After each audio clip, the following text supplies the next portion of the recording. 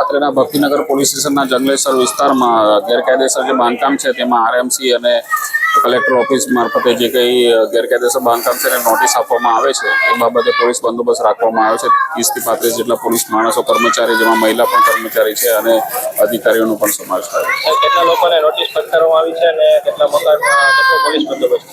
હાલમાં નોટિસ તો શરૂ જ છે, હમણાં 50 જેટલી તો નોટિસો આપી દીધી છે અને કાર્યવાહી પણ ચાલુ છે અને 30 જેટલા માણસોનો બંદોબસ્ત છે અને 700 થી વધારે નોટિસો આપવામાં આવશે. કેટલો પોલીસ બંદોબસ્ત છે?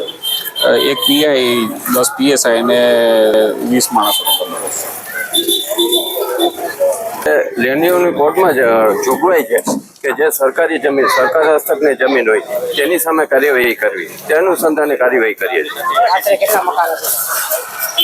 આશરે મકાન તો અત્યારે સર્વે સાથે નોટિસ આપવામાં આવે છે. કોર્પોરેશનની ટીપી સ્કીમ અમલમાં છે અને એમાં જે સરકાર હસ્તકના પ્લોટ છે તેમાં નોટિસ આપવામાં આવે. કોર્પોરેશનના હસ્તકના જે પ્લોટ છે એની અલગથી કાર્યવાહી એ લોકોએ કરેલી. આની પહેલા પણ સર એક બે વાર નોટિસ આપવામાં આવી છે.